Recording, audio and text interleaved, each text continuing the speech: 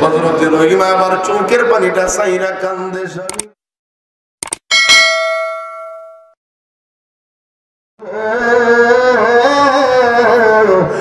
আমার স্বামী এই যে তাকায়া দেখলাম এলাকার মানুষ আমাকে কাজ দেলা স্বামী গো আমি আমার মাথার চুলগুলা বিক্রি করে দিলাম তারপরে তো আপনাকে কষ্ট দিতে পারি না গো স্বামী আমার মাথার চুলগুলা আমি বিক্রি করে দিলাম হাদিস শরীফের মধ্যে আসছে এই মুহূর্তে আল্লাহর পয়গম্বর আইয়ুব আলাইহিস সালাতু ওয়াস সালাম সাথে সাথে রে আমার মালিকের সেজদায় পইরা গেছে জুরে জুরে বলেন সুবহানাল্লাহ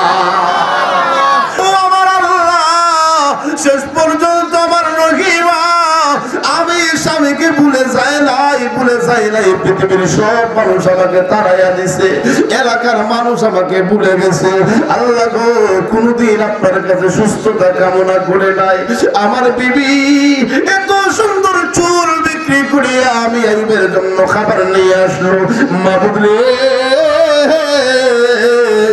আল্লাহ তোমার কাছে কোনদিন আমি সুস্থতা কামনা করি নাই কিন্তু আজকে চাই গো আল্লাহ যদি তোমার আইবের দিকে তোমার মায়া হয় আল্লাহ তুমি আমি আইয়ুবকে সুস্থ করে দাও আলোচনা করো আল্লাহু আকবার নবী গো আপনার ভালোবাসা আল্লাহর জান্নাত পাওয়া যায় নবী গো আপনার ভালোবাসায় দুজক হারাম হয়ে যায় আল্লাহুম্মা সাল্লি আলা সাইয়্যিদিনা مولانا محمد وعلى آل سيدنا مولانا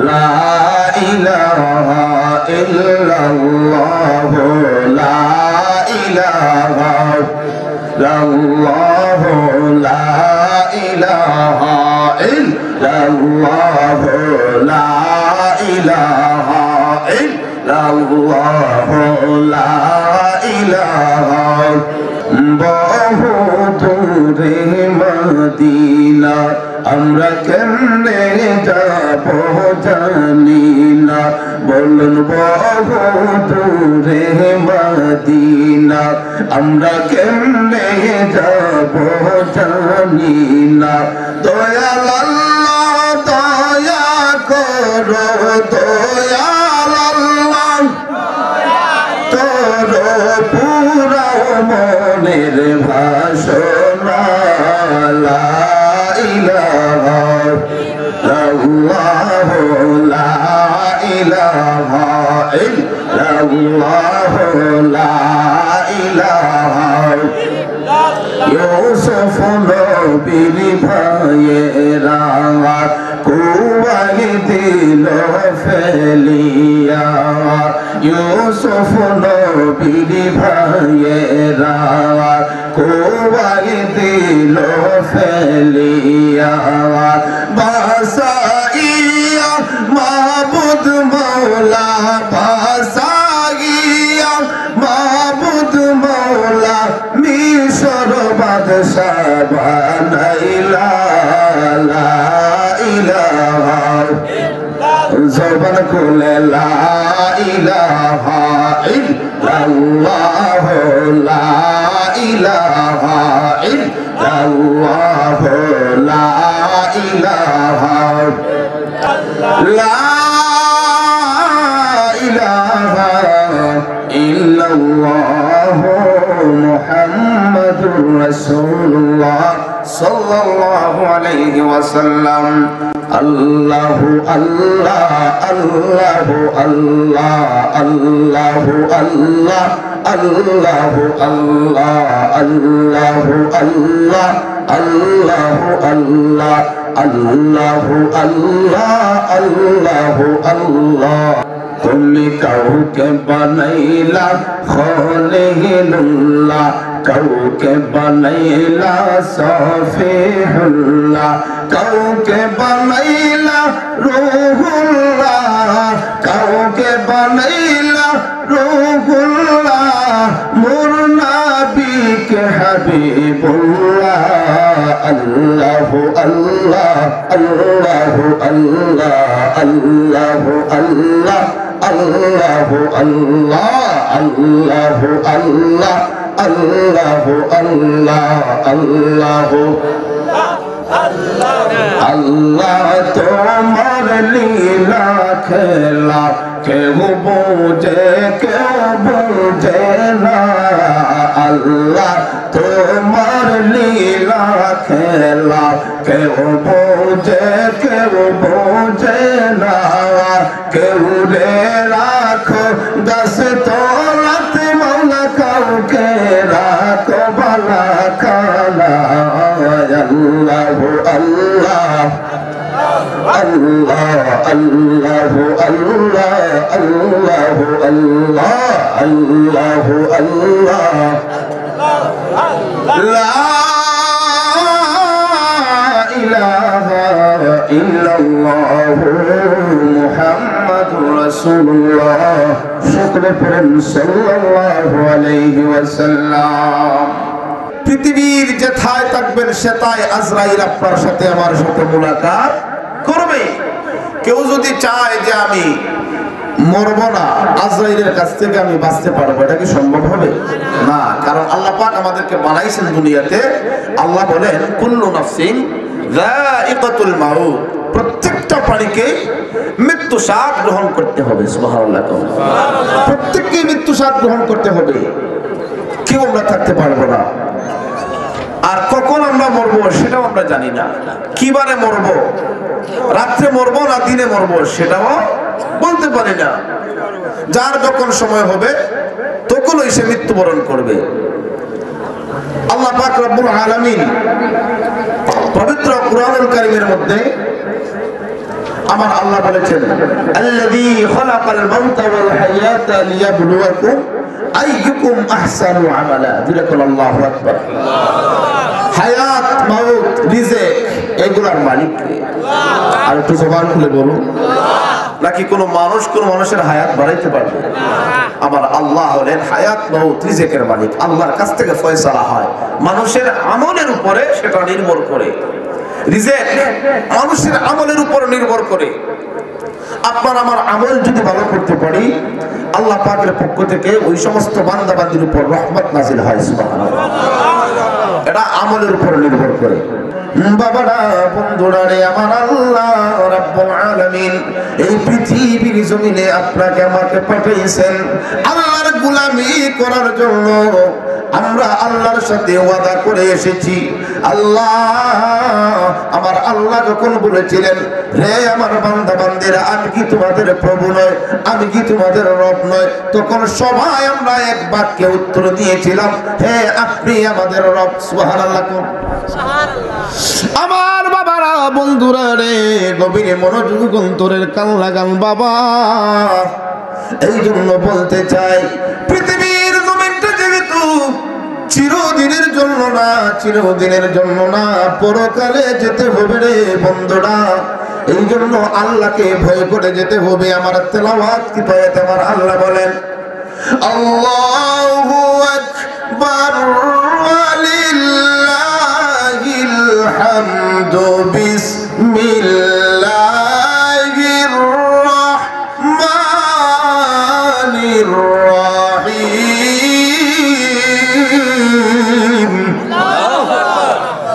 ইয়া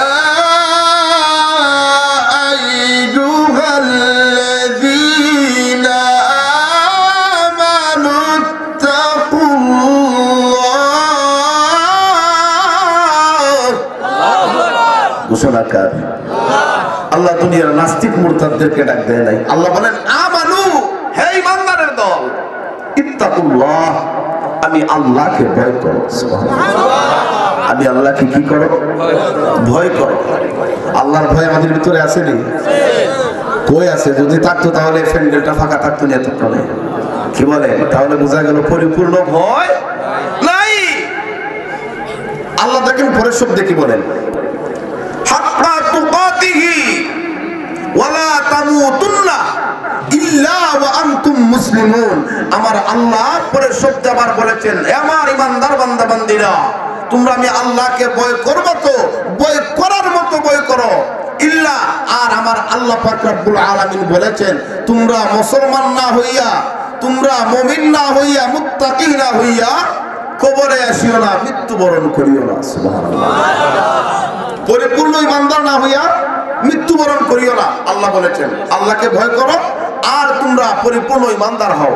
এখন আমরা পরিপূর্ণ ইমানদার কয়জন আছি? কয়জন আমরা আল্লাহকে ভয় করতে পেরেছি? কয়জন আমরা ভয় করি? একজনও না, পরিপূর্ণভাবে একজনও না।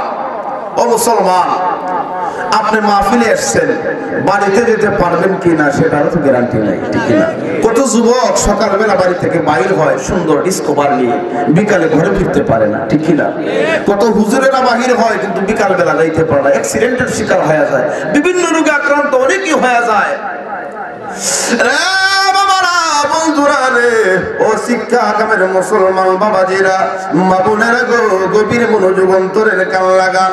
আমার আল্লাহর ভয় অন্তরে নিয়ে, আমার নবীজির মহব্বত অন্তরে নিয়ে একটু আলোচনাটা শুনুন।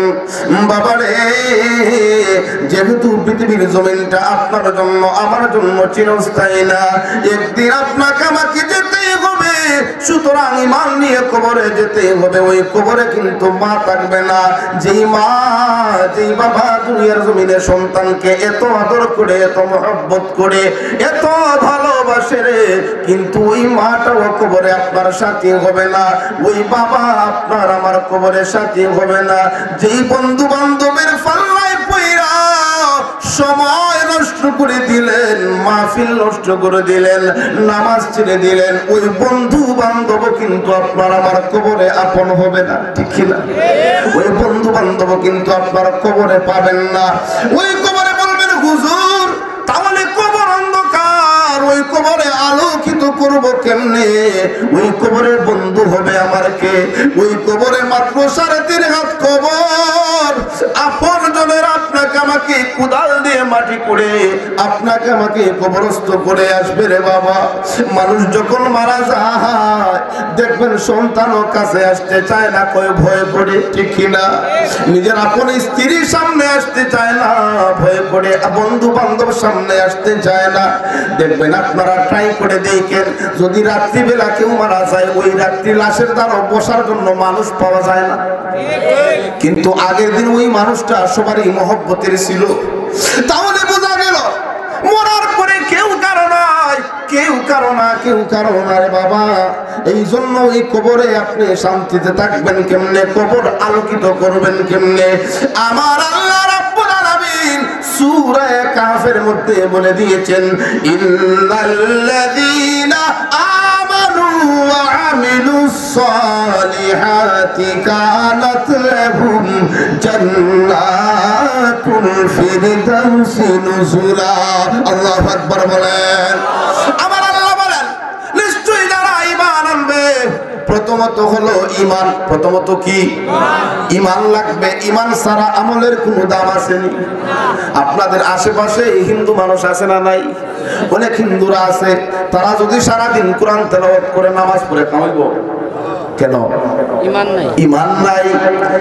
লা ইলাহা ইল্লাল্লাহ মুহাম্মাদুর রাসূলুল্লাহ, এই কথার উপরে যদি তারা স্বীকৃতি দেয়, একমত যদি পোষণ করে, শুধু তাই না, কিয়ামতের দিনে এর উপরে আমানতু বিল্লাহি ওয়া মালাইকাতিহি ওয়া কুতুবিহি ওয়া রুসুলিহি ওয়াল ইয়াউমিল আখির ওয়াল কদরি খাইরিহি ওয়া শাররিহি মিনাল্লাহি তাআলা ওয়াল বাসি বাদাল মাউত, এইগুলার উপরে যদি ঈমান আইরা, যদি আল্লাহ বিশ্বাস কইরা, নবী কামলে ওয়ালাকে যদি বিশ্বাস কইরা, যদি ইয়াকিনের সাথে কালেমা পড়ে রে, তাহলে সেই ব্যক্তির ঈমান হয়ে যাবে, ঠিক কি না বলেন?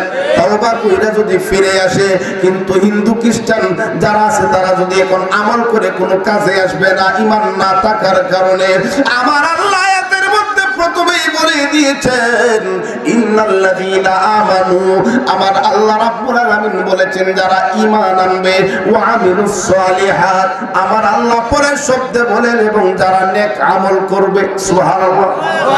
কি কানাত লাহুম জান্নাতুল ফিরদাউসি নুজুলা। আল্লাহকে যদি প্রশ্ন করি, আল্লাহ ও আমার আল্লাহ গো, ঈমান আনার পরে যদি নেক আমল করি আল্লাহ কি হবে? আমার আল্লাহ জানিয়ে দিয়েছেন কানাত লাহুম জান্নাতুল ফিরদাউসি নুজুলা। আমার আল্লাহ রাব্বুল আলামিন ওই সমস্ত বান্দা বান্দীকে আমার আল্লাহ জান্নাতুল ফিরদাউস দান করবে। সুবহানাল্লাহ। আল্লাহর কথার কি কোনো বরখিলাফ আছে? শুনে বলেন, রাসূলের কথার কি ওয়াদার কোনো বরখিলাফ আছে? না। তাহলে বুঝতে হবে আপনার আমার অন্তরের মধ্যে ময়লা ধরছে, ময়লা, এগুলা পরিষ্কার করতে হবে। ঈমানকে মজবুত করতে হবে, ধৈর্য ধারণ করতে হবে।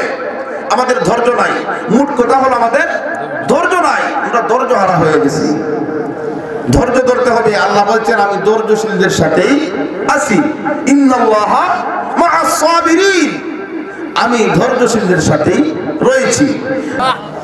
আমার বাবারা, বন্ধুরা রে, গভীর মনোযোগ, অন্তরের কান। আমার আল্লাহ রাব্বুল আলামিনের আরো যত নবী রাসূল পয়গম্বর পৃথিবীতে আগমন করেছেন প্রত্যেকটা নবী রাসূলগণ কিন্তু কষ্ট করে গেছেন, ঠিক কি না? আমার আল্লাহ পরীক্ষা করেছেন। আমাদের মধ্যে আমার আল্লাহ পাক রব্বুল আলামিন অনেক সময় আমাদেরকে পরীক্ষা করেন, দেখি আমার বান্দাটা পরীক্ষা কইরা দেখি আমি আল্লাহর কাছ থেকে সরে যাই কিনা, আমি আল্লাহকে ভুলে যাই কিনা। কিভাবে পরীক্ষা করেন? মানুষদেরকে অনেক সময় ধনী বানাইয়া পরীক্ষা করেন, অনেক সময় গরিব বানাইয়া আল্লাহ পরীক্ষা করে, ঠিক কিনা? অনেক সময় বেমার দিয়া রোগ দিয়ে আমার আল্লাহ পরীক্ষা করে। মুসলমানেরা রে, গভীর মনোযোগ, ওই পরীক্ষার মধ্যে আপনি আমি উত্তীর্ণ হইতে পারি না আমাদের ধৈর্য না থাকার কারণে। আমরা যদি ধনী হইয়া যাই ওই টাকার কারণে আমরা আল্লাহর কাছ থেকে সরে যাই, মনে যা চায় তাই করি, ঠিক কিনা? গরিব হইলে নামাজ রোজা বাদ দিয়া কাজে লাইগা পড়ি, ঠিক কিনা? প্রত্যেকটা নবী রাসূলগণ কষ্ট করেছেন, আল্লাহ পরীক্ষা করেছেন, কিন্তু আল্লাহকে ভুলে যান নাই। আপনারা জানেন হযরতে আইয়ুব আলাইহিস সালাতু ওয়াস সালাম আল্লাহর একজন জলিল কদর পয়গম্বর। আল্লাহ কেমন একটা রূপ দিয়েছিলেন আপনারা সবাই জানেন, কিন্তু দেখেন ধৈর্যের ফল। আল্লাহর সাথে থাকলে আমার আল্লাহ পাক রব্বুল আলামিন কিভাবে বান্দা বান্দীকে হেফাজত করেন। আল্লাহর পয়গম্বর হযরত আইয়ুব আলাইহিস সালাতু ওয়াস সালাম কে আমার আল্লাহ পরীক্ষা করেছেন। আমার আল্লাহ মুসা নবীকে পরীক্ষা করেছেন, নূহ নবীকে পরীক্ষা করেছেন। এইভাবে প্রত্যেকটা পয়গম্বরকে আমার আল্লাহ পরীক্ষায় ফেলে দিয়েছেন। জাকারিয়া নবীকে পরীক্ষা করেছেন। আইয়ুব আলাইহিস সালাতু ওয়াস সালামের কথা আপনাদের সামনে বলি বাবা, দেখেন রে, ধৈর্য ধরলে আমার আল্লাহর উপর বিশ্বাস রাখলে নবী রাসূলগণেরা পর্যন্ত আমার আল্লাহর কাছে কেমন তারা ধীর ছিলেন, ভয় কেমন ছিল অন্তরের মধ্যে। হযরত আইয়ুব আলাইহিস সালাতু ওয়াস সালামের শরীরের মধ্যে আমার আল্লাহ এমন রূপ দিয়ে দিলেন, বিশাল রূপ। এমন রূপ যদি আজকাল দুনিয়ার মধ্যে কারো হয়ে যায়, পৃথিবীর সব মানুষ তার থেকে দূরে সরে যাইব, ঠিক না বলেন? এমনকি নিজের স্ত্রী পর্যন্ত দূরে সরে যাইব, কেউ ভালোবাসবে না। সমস্ত শরীরের মধ্যে আপনার কিরা পড়ে গেছে, পোকা পড়ে গেছে, পচে গেছে সমস্ত শরীর, দুর্গন্ধ করে। আচ্ছা, এইভাবে যদি একটা মানুষের শরীরের মধ্যে রোগ হয়, কোন মানুষ কি দাঁড়ে থাকবে? কাছে থাকবে? কেউ কাছে থাকে না, সবাই তাকে দূরে সরিয়ে দিয়েছে। ওনার বিবিরা পর্যন্ত ওনাকে ছেড়ে গেলেন। একজন বিবি, যার নাম হলো হযরত রহিমা আলাইহিস সালাম। সুবহানাল্লাহ বলেন। মা বোনেরা গভীর মনোযোগ দিবেন, আপনাদের জন্য এই ওয়াজটা খুব জরুরি। শুনবেন বাবারা, শুনবেন একটু গভীর মনোযোগ। দেখেন আল্লাহর উপর ভরসা রাখলে কি হয়। ছেড়ে দিলেন, সবাই ওনাকে ছেড়ে চলে গেছে, কেউ ওনার পাশে নাই। আইয়ুব আলাইহিস সালাম পাশে কেউ নাই, আপনজনেরা পর্যন্ত ত্যাগ করে দিল রে। গ্রামের মানুষ, গঞ্জের মানুষ সবাই দূরে সরিয়ে দিল। আল্লাহর পয়গম্বর আইয়ুব আলাইহিস সালাতু ওয়াস সালামের পাশে শুধু ওনার একজন স্ত্রী, যার নাম হলো হযরতে রহিমা। উনি যায় নাই, ছেড়ে যায় নাই। আইয়ুব আলাইহিস সালাতু ওয়াস সালামের কাছে যাই একটা ডাক দিয়ে কয়, স্বামী গো, ও আমার স্বামী, আপনি আমাকে এতদিন যাবত এত কষ্ট করেছেন, আমাকে ভালোবেসেছেন, আমাকে লালন পালন করেছেন, আপনি তো আমাকে ছেড়ে যান নাই। স্বামী, আমি রহিমা কথা দিলাম গো, আপনার কাছ থেকে আমি রহিমা দুনিয়াতে যতদিন থাকবো একটা মুহূর্তের জন্য আপনাকে ছেড়ে যাব না। সমস্ত শরীরে পোকা, দুর্গন্ধ। এমন স্ত্রী কয়জন আছে আমাদের সমাজে? আরো রহিমা আছে না নাই? আরো মহিলার আছে না নাই? কিন্তু এমন কাজ, এমন ধৈর্য কয়জনের অন্তরে আছে রে মা? রহিমা ডাক দিয়ে কয়, স্বামী রে, এত কষ্ট আপনি করেছেন, এত মহব্বত আমাকে করেছেন, আমাদেরকে খাওয়াইছেন, আজকে দুঃসময় আমি রহিমা আপনাকে ছেড়ে কোথাও চলে যাব না। আইয়ুব আলাইহিস সালাতু ওয়াস সালামের বিরাট সম্পত্তি ছিল, খাবার কোথায় থেকে আসবে?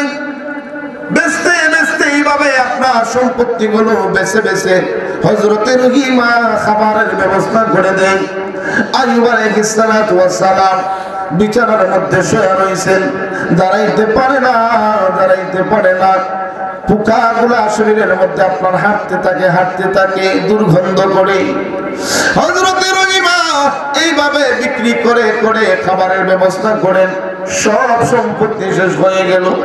এইভাবে একদিন না, দুই দিন না, বন্ধুরা একাধারে 18টা বছর পর্যন্ত চলে গেছে। জুড়ে কোন সুবহানাল্লাহ। 18 বছর এইভাবে আইয়ুব নবী অসুস্থ, কিন্তু কোনদিন দেখেন বাবা, একজন পয়গম্বর আল্লাহর কাছে কোনদিন বলে নাই, আল্লাহ রে আমারে এমন রূপ দিয়েছ, আল্লাহ তুমি ভালো করে দাও, এমন কথা কোনদিন আইয়ুব নবী বলে নাই। আল্লাহ কোনদিন আমাকে ভালো করে দাও এমন কথা কখনো আইয়ুব নবী বলেন নাই। অথচ ওনার এত পরিমাণে রোগ হয়েছে, এমন অবস্থা, আল্লাহর কাছে বলে নাই কোনদিন যে আল্লাহ আমাকে রোগ ভালো করো, বলে নাই। শুধু একটা কথাই বলছে, একটা কথাই বলতো, আল্লাহ আমাকে তুমি রোগ দিয়েছ, তোমার খুশি, কিন্তু আমার জিহ্বাটাকে আল্লাহ তুমি ভালো রাখো, যাতে করে তোমার জিকির করতে পারি। সুবহানাল্লাহ বলেন। আজকে তো আমরা কিছু অসুস্থ হয়ে গেলে আমরা আল্লাহর ইবাদত থেকে দূরে সরে যাই, আল্লাহকে বলে যাই। কিন্তু আইয়ুব নবী এমন অসুস্থ হওয়ার পরেও আপনার কোনদিন আল্লাহকে বলে নাই, কোনদিন বলে নাই মাবুদ গো আমাকে সুস্থ করে দাও। শুধু একটা কথা আরজ করতো, মালিক আমার জিহ্বাটা আপনি ভালো রাখেন, যাতে করে আপনার জিকির করতে পারি, আপনার গোলামি করতে পারি, আল্লাহ তোমার নামের তাসবিহ জপতে পারি গো আল্লাহ। এমন তো আইয়ুব আলাইহিস সালাতু ওয়াস সালাম শুরু করতেন। জুড়ে বলেন সুবহানাল্লাহ।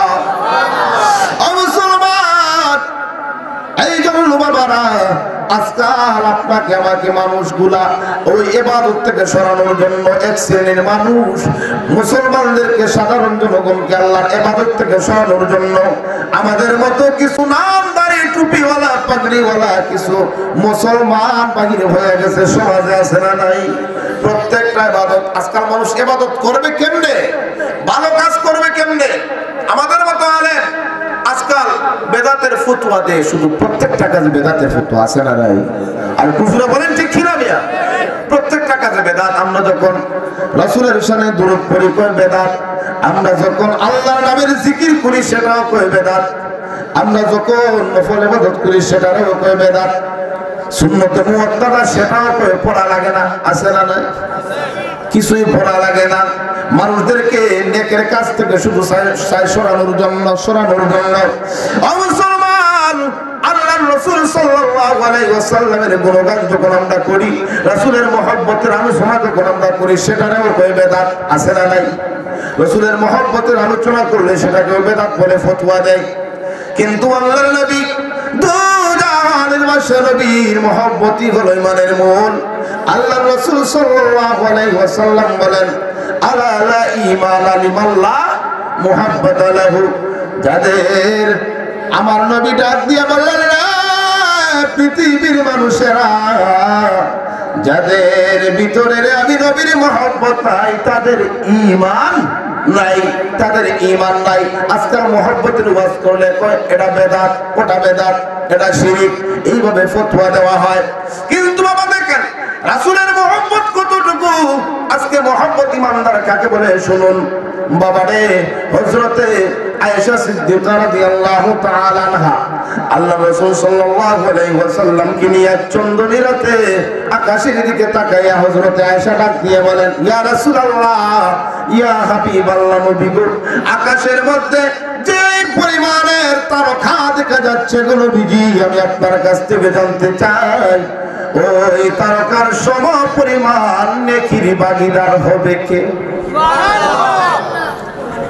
আমার নবীর সাথে সাথে ডাক দিয়ে বললেন, আয়েশা রে, ও আকাশের তারকার সম পরিমাণ নেকির ভাগীদার হইল আমার উমর। আল্লাহু আকবার বলেন। আয়েশা সিদ্দিকার অন্তরটা মোটা মলিন হয়ে গেল, মুখটা বেজার হয়ে গেল। কেন? মনে মনে ভাবছেন আমার বাবা হলেন ইসলামের প্রধান খলিফা, আমার বাবা হলেন আল্লাহর রাসূল সাল্লাল্লাহু আলাইহি ওয়াসাল্লামের হিজরতের সাথী, যার লক্ষ্য হয়েছে সিদ্দিক সত্যবাদী। আমার নবী তো আমার বাবার কথাটাই মনে হয় বলবে। আমার নবী বললেন, আয়েশা রে, কেন তোমার মুখ বেজার হয়ে গেল? তুমি মনে করেছো আমি কেন তোমার বাবার কথাটা বলি নাই? তো ইয়া রাসূলুল্লাহ, আমি ভাবছিলাম এটাই মনে হয় আপনি আমার বাবার কথা বলবেন। আমার নবী একটা ডাক দিয়ে কইরা, আয়েশা, এটা যদি আমার আবু বকরের শান মান বর্ণনা করি রে, আমার আবু বকরের নেকি যদি আমি আকাশের তারকার সমতুল্য করি রে, আয়েশা হবে না, হবে না রে। কেন গো নবীজি, আকাশের মধ্যে তো লক্ষ লক্ষ কোটি কোটি তারকা, ঠিক কিনা বলেন? আকাশের মধ্যে তারকা কয়টা বলতে পারবেন আপনারা? বলছেন যে কোনোদিন? বলছেন না। কোটি কোটি তারকা, কোটি কোটি কোটি কোটি, কেউ বলতে পারবে না। রাসূল গো, আমি ভাবছিলাম মনে হয় আমার বাবার কথা বলবেন। আমার নবী কয়, আয়েশা রে, না না না, আমার উমরের হবে এত সওয়াব। আমার নবী একটা ডাক দিয়ে কই রে, আয়েশা, আমার আবু বকরের ব্যাপারে যদি আমি নবী বলি রে আয়েশা, কিয়ামত পর্যন্ত আমার যতগুলা উম্মতেরা যতগুলো আসবে রে, কিয়ামতের আগ মুহূর্ত পর্যন্ত প্রত্যেকের নেকিগুলাকে যদি এক পাল্লায় দেওয়া হয় রে, আর আমার সিদ্দিকে আকবরের এক রাত্রির ইবাদত যদি আরেক পাল্লার মধ্যে দেওয়া হয়, আয়েশা রে, আমার সিদ্দিকে আকবরের নেকির পাল্লাটাই ভারী হয়ে যাবে। আর সুরে বলেন, ইয়া রাসূলুল্লাহ, এক রাত্রির ইবাদতি যদি এক পাল্লায় দেওয়া হয়, দুনিয়ার সমস্ত মুসলমান বান্দা বান্দির ইবাদত যদি এক পাল্লার মধ্যে দেওয়া হয়, আমার আবু বকরের নেকির পাল্লাটাই ভারী হয়ে যাইব। আয়েশা, হিজরতের রাত্রিতে আমি নবী যখন আবু বকর সিদ্দিকের ঘরের দরওয়াজায় গেলাম, মাত্র আস্তে করে একটা ডাক দিলাম আমার সিদ্দিকে আকবরকে। সাথে সাথে আমার সিদ্দিকে আকবর ডেকে উঠে বলল, লাব্বাইক ইয়া রাসূলুল্লাহ, লাব্বাইক ইয়া রাসূলুল্লাহ, আমি হাজির, আমি হাজির।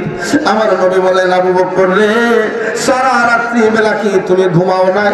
মাত্র একটা ডাক দিলাম, তুমি শুনে ফেললা, জবাব দিয়ে দিলা। সিদ্দিকে আকবর দুইটা চোখের পানি সাইরা কান্দে, নবী গো, হুকুমায়ার নবীজি, 6 মাস আগে আপনি আমাকে বলেছিলেন হিজরতে যাবেন। নবীজি গো, আপনি বলেছিলেন রাত্রিবেলায় হিজরত করবেন। কখন করবেন, কয়টার দিকে করবেন, সেটার টাইম আমাকে নির্দিষ্ট করে বলেন নাই। ইয়া রাসূলুল্লাহ, যেই দিন থেকে বললেন রাত্রিবেলা হিজরত করবেন গো নবী, আমি আবু বকর ঘরের মধ্যে আইসা, আমি আবু বকর কানটা দরওয়াজার মধ্যে লাগাইয়া রাখি।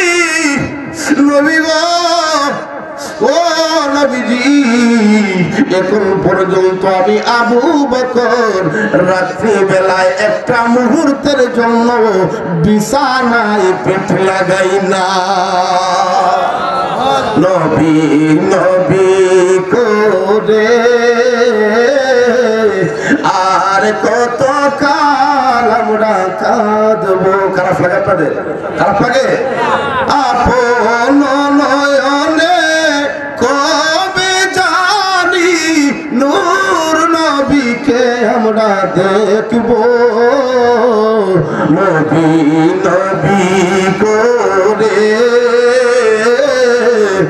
আর কত কাল আমরা কাঁদবো। শুনে কোন মারহাবা। সিদ্দিকে আকবর অন্তরের মধ্যে কেমন মহব্বত ছিল নবীর প্রতি রে, কেমন ভালোবাসা ছিল নবীর প্রতি।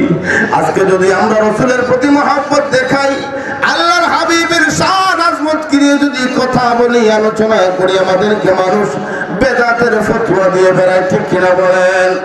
রে বাবারা, এই জন্য বলবো না না না, সবাই এক প্ল্যাটফর্মে আসতে হবে।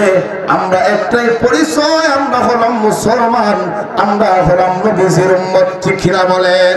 সব ভেদাভেদ ভুলে যাইয়া আমরা ঈমান ও আমলের সাথে দুনিয়াতে বসবাস করতে হবে, বসবাস করতে হবে। কারণ কি জানেননি, ওই কবরের মধ্যে কিন্তু আপনার ভেদাভেদ হবে না। কবরের মধ্যে যাইয়া কিন্তু আপনাকে কেউ জিজ্ঞাসা করবে না আপনি কি ছিলেন। এই জন্য বাবা বলতেছিলাম রে, আমরা বেশি বেশি করে ইবাদত করতে হবে, আমল করতে হবে। হযরত আইয়ুব আলাইহিস সালাতু ওয়াস সালাম স্মরণ আসেনি আপনাদের? স্মরণ আসেনি? আইয়ুব আলাইহিস সালাতু ওয়াস সালামকে আপনার সমস্ত ধন সম্পত্তি বিক্রি করে রহিমা খাওয়াইলেন, সব কিছু শেষ। এখন কি করবেন? কোথায় থেকে খাবারের ব্যবস্থা করে দিবেন? হযরত রহিমা আলাইহিস সালাম এবার এলাকার মধ্যে বাহির হয়ে গেলেন নিজে কাজ করার জন্য। আল্লাহু আকবার। গভীর মনোযোগ দিবেন। দেখেন স্বামীর প্রতি কেমন মহব্বত ছিল রহিমার। যায় না স্বামীকে খাবার দিবে, বাহির হয়ে গেছে নিজে কাজ করার জন্য। নিজে কাজ করে বিকাল বেলা ওই টাকাগুলা দিয়ে খাবার আইনা দেয় হযরত আইয়ুব আলাইহিস সালাতু ওয়াস সালামের কাছে। আইয়ুব আলাইহিস সালাতু ওয়াস সালাম প্রথম দিন খাবার খাইলেন, খাবার খাইবেন।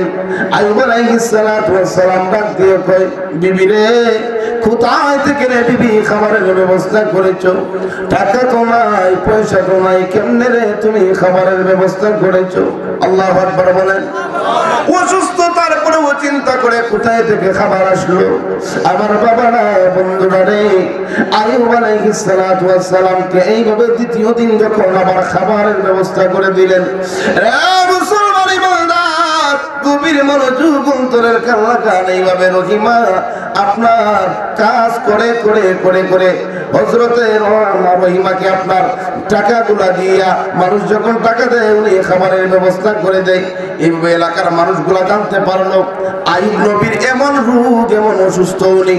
এখন রহিমা এলাকার মধ্যে কাজ করে, এই উনি যদি এলাকাতে যায়, উনার কাছ থেকে অন্য মানুষেরও আপনার সরে পড়বে।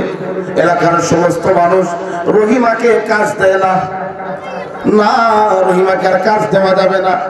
রহিমার স্বামী অসুস্থ, তাকে যদি আমরা কাজ দেই, তার শরীর থেকে ওই রোগগুলা প্রত্যেকের শরীরের মধ্যে চলে আসবে। কেউ কাজ দেয় না, এবার কোথায় যাবে রে?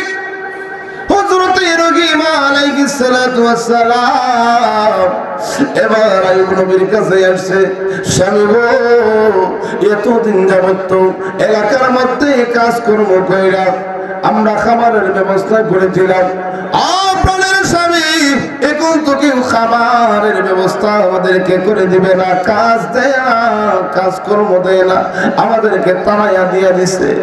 এবার হযরত রহিমা যখন আইয়ুব নবীর কাছে বললেন, আইয়ুব আলাইহিস সালাতু ওয়াস সালাম একটা ডাক দিয়ে কই, বিবি রে, আপনাদের বিবি, দেখি রে আমার মালিকের পক্ষ থেকে কি ফয়সালা হয়। জুড়ে বলবেন না বাবা সুবহানাল্লাহ। তারপরে ও ধৈর্য হারা হয় নাই, ধৈর্য হারা হয় নাই মুসলমানেরা রে। আইয়ুব নবী কয়, দেখি আমার আল্লাহর কাছ থেকে কেমন ফয়সালা আসে রে। যেই মালিক মালিক আমি আইয়ুবকে মনোরোগ দিয়েছে, ওই মালিক ওই আল্লাহ তো সব কিছুই দেখতেছে, কিন্তু সুস্থতার জন্য কোনোদিন দোয়া করে নাই। এবার হযরতে রহিমা মনে মনে চিন্তা করলেন, কেমনে আমার স্বামীকে আমি খাবার দেই। চলে গেলেন এলাকায়, বিরাট বড় লোকের একটা মেয়ে, তার কাছে চলে গেলেন। হযরতে রহিমার চুলগুলা ছিল অনেক লম্বা, আল্লাহু আকবার কোন, অনেক লম্বা চুল ছিল হযরতে রহিমার। চলে গেলেন ওই ধনী মহিলার বাড়িতে যাইয়া বললেন, ও বোন, আপনার কাছে এসেছি, আমার চুলের এক পাল্লা, এক দাঁড়, একটা বেনি, একটা কুফা আপনার কাছে আমি বিক্রি করতে চাই, আপনি কিনবেন নি? সুবহানাল্লাহ, আপনি কিনবেন নি? হযরতে রহিমা ওই চুলগুলা, এক পাশের চুলগুলা কাইটা ওই বিক্রি করে দিলেন, আর ওই টাকাগুলা দিয়া কিছু খাবার আনলেন, আইনা হযরত আইয়ুব আলাইহিস সালাতু ওয়াস সালামের কাছে দিয়ে দিলেন। আইয়ুব নবী কয়, বিবি রে, এলাকার মানুষ তারাইয়া দিছে, টাকা পয়সা নাই, এখন তুমি কোথায় থেকে খাবার আনছো রে? রহিমা ডাক দিয়ে কই, স্বামী গো, নেন খাবার নেন, আপনি আমার উপর বিশ্বাস রাখতে পারেন, আপনাকে কোনোদিন হারাম খাওয়াবো না গো স্বামী, আপনার উপর আমার উপর আপনি এখানে বিশ্বাস রাখতে পারেন। হযরত আইয়ুব আলাইহিস সালাতু ওয়াস সালাম খাবার খাইলেন। দ্বিতীয় দিন আবার কোথায় থেকে খাবার আনবেন, আবার চলে গেলেন রে ওই মহিলার বাড়িতে যাই বললেন, বোন রে, আমার আরেকটা কুপা আছে, আরেক পাশের চুলগুলা আছে, ওইগুলো আপনার কাছে আমি বিক্রি করে দেব, আমাকে একটু টাকা দাও না, আমার স্বামী অসুস্থ রে বোন, আমার স্বামীর জন্য আমি খাবার নিয়ে যেতে হবে। সুবহানাল্লাহ, খাবার নিয়ে যেতে হবে। রে মুসলমান ইমানদারেরা, গভীর মনোযোগ, অন্তরের কান লাগান। এবার ওই পাশের কুপাটাও আপনার বিক্রি করে দিলেন, বিক্রি করিয়া আপনার খাবার নিয়ে আসলেন। এবার আইয়ুব নবী ডাক দিয়ে কয়, রে বিবি রে, তুমি তো আজকে আমার জন্য খাবার নিয়ে আসছো, কিন্তু আমি জানতে চাই রে বিবি, কোথায় থেকে তুমি খাবার আনো? টাকা পয়সা তো নাই, কাজকর্ম করতে পারো না, আমি জানি। হযরতে রহিমা আবার চোখের পানিটা চাইরা কান্দে, স্বামী গো, ও গো আমার স্বামী, এই যে তাকায়া দেখলাম এলাকার মানুষ আমাকে কাজ দেলা স্বামী গো, আমি আমার মাথার চুলগুলা বিক্রি করে দিলাম, তারপরেও তো আপনাকে কষ্ট দিতে পারি না গো স্বামী, আমার মাথার চুলগুলা আমি বিক্রি করে দিলাম। হাদিস শরীফের মধ্যে আসছে, এই মুহূর্তে আল্লাহর পয়গম্বর আইয়ুব আলাইহিস সালাতু ওয়াস সালাম সাথে সাথে রে আমার মালিকের সেজদায় পইরা গেছে। জুরে জুরে বলেন সুবহানাল্লাহ। শেষ পর্যন্ত আমার রহিমা আমি স্বামীকে ভুলে যাই নাই, পৃথিবীর সব মানুষ আমাকে তাড়াইয়া দিছে, এলাকার মানুষ আমাকে ভুলে গেছে। আল্লাহ গো, কোনদিন আপনার কাছে সুস্থতা কামনা করে নাই।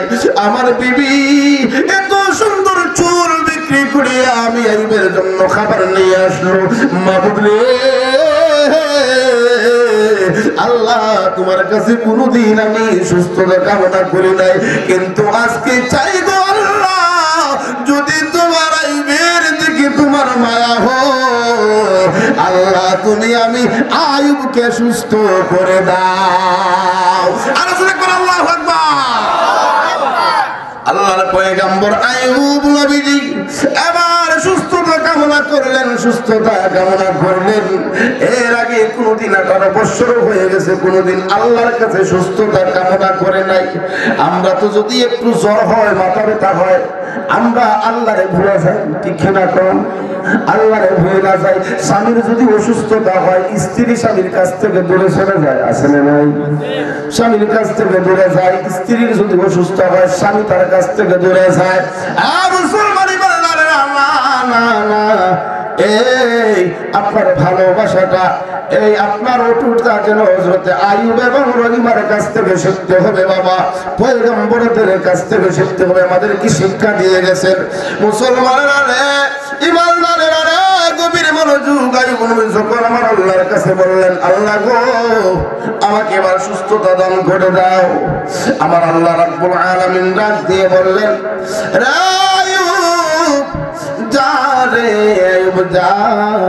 আল্লাহ রাব্বুল আলামিন যে পানিগুলা দিয়েছিলেন, আইয়ুব তুমি ওই পানিগুলা নিচে পান করো আর ওই পানি দিয়া তুমি গোসল করো। সুবহানাল্লাহ। কোন আমার আল্লাহ রাব্বুল আলামিন আইয়ুব আলাইহিস সালাতু ওয়াস সালামকে ওই পানি পান করার পরে আর শরীরের মধ্যে গোসল করার পরে সাথে সাথে আবার যেমনই অবস্থায় আইয়ুব নবী ছিলেন আমার আল্লাহ রাব্বুল আলামিন আগের মতো ফিরাইয়া দিয়েছে। রহমতে আলম নবী নূরে মুজাসসাম বলো, রহমতে আলম নবী নূরে মুজাসসাম। সাহাবীরা আতর বানায় নবীজির গাম, বলুন সাহাবীরা আতর বানায় নবীজির গাম। শুনো মানো জানো কেমন আমার নবীজি, যাহার পাগল চন্দ্র সূর্য তারকারাজি।